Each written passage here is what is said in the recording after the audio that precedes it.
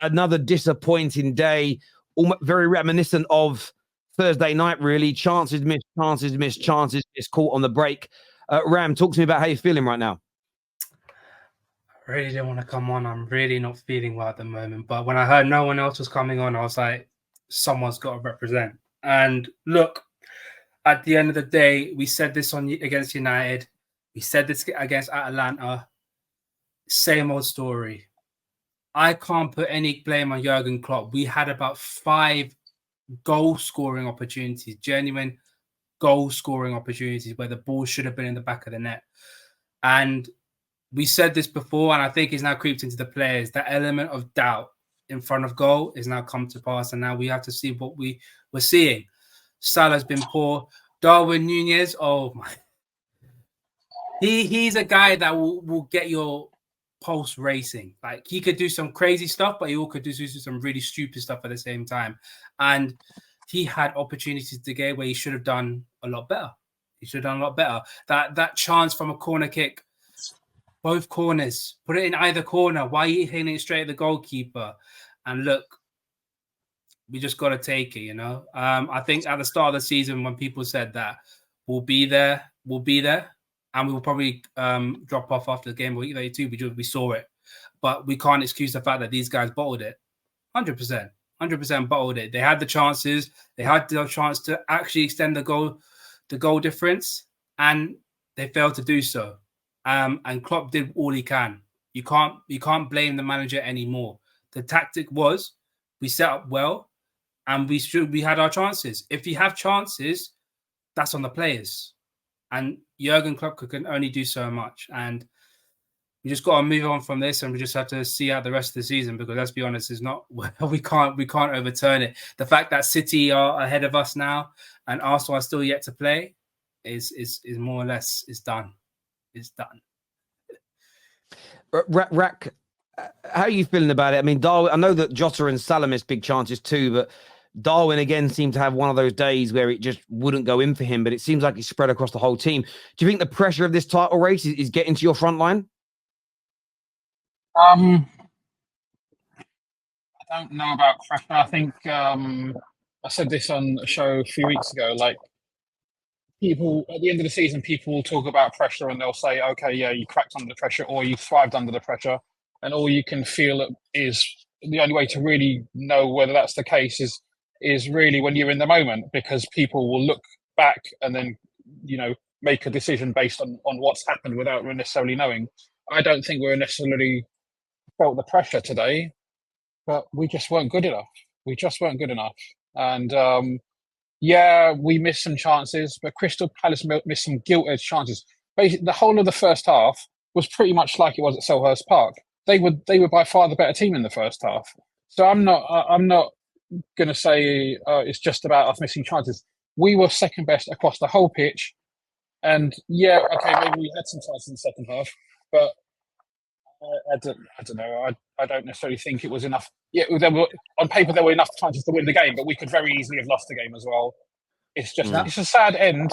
It's a sad end to a sad season, unfortunately. Palace wanted more. We can.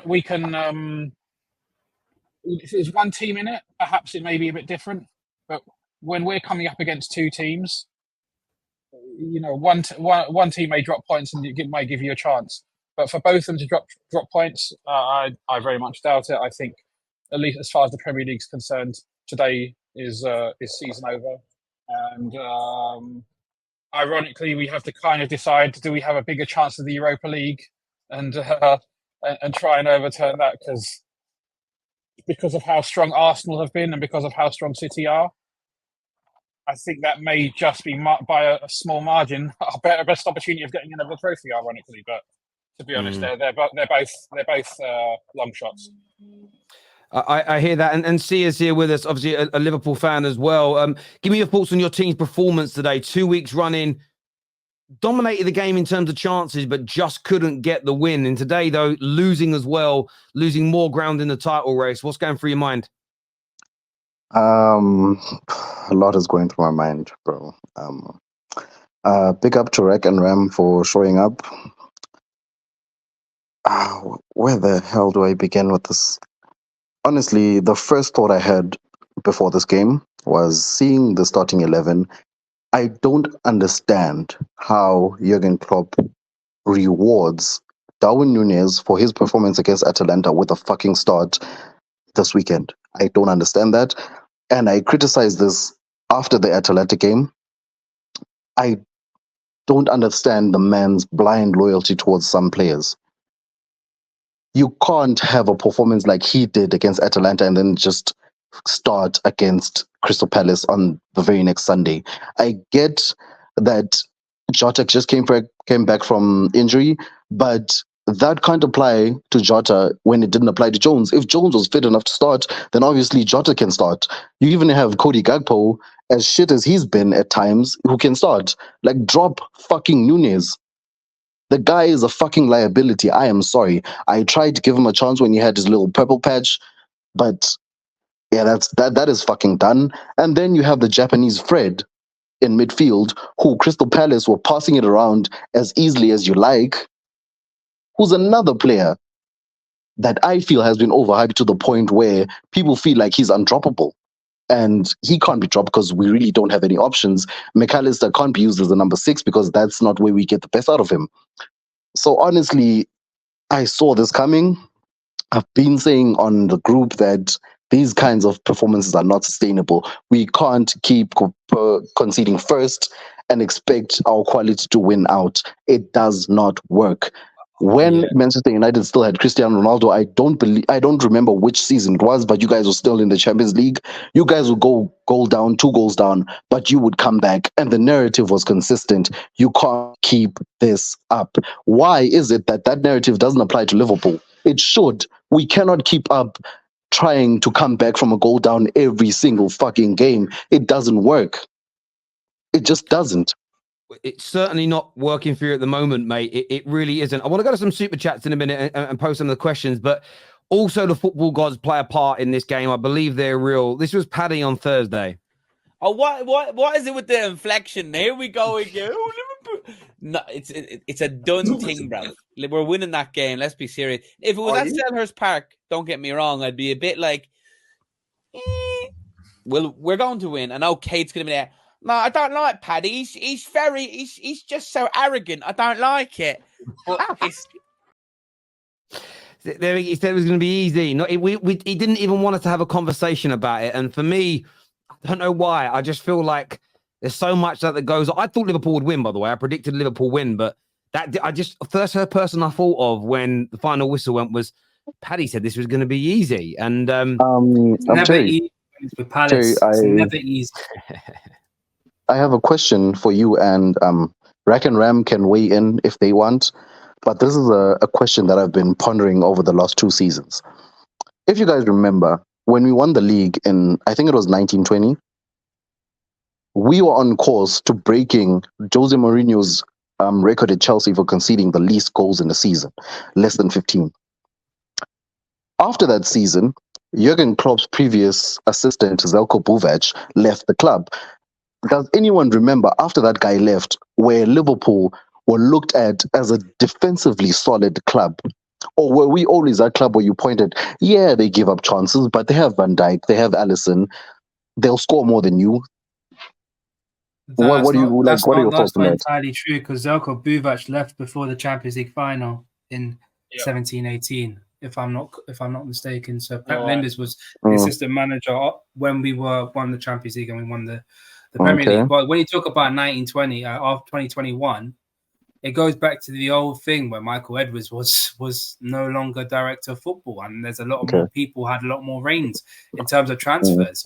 Some of them have been hits, like obviously McAllister, but then there's an asterisk on him because that's more Julian Ward was the guy that brought him forward rather than Jurgen Klopp and Pep Linders. And the rest of them, your likes of Gakpo, Nunez, Szoboszlai, Endo, those were. I would say in the long run, Szoboszlai will probably be a hit, in my opinion. I think he will be. He's just shown enough to say that, look, he could have a future at Liverpool.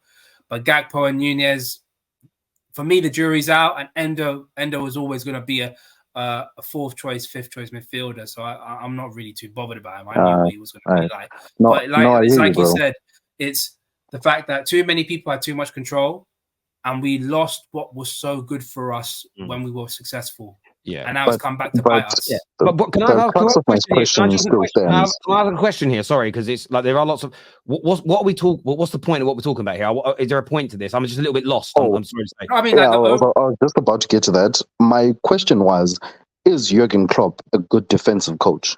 Can he coach a team to defend properly?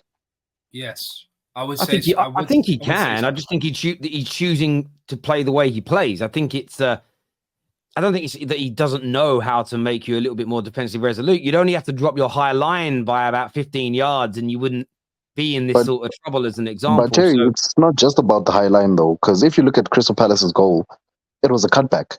If you look at Atalanta's goals, they were crosses into the box where our defenders were already in the I box. understand it, but most of the goals and opportunities you guys concede, it's where you're caught in possession, and it's I call it a counter attack. A lot of people now call it in a transition, and I get an element of that. I thought how you let Eze be so free in the middle, that's more individual players picking up their men and their runners, but I don't necessarily see it looking like Man United, where your team looks all at sea when you lose the ball. You're very, very good at getting back. When you're at your best, you're very good at getting back into shape. You're very good at getting compact. You and City have both been excellent at that, generally speaking, over the last 5, 6, 7 years. So I think he can do it. I just think what's happened is your line is very high, and I think I think players like Van Dijk are just not quite what they were either. I think all these things play a factor.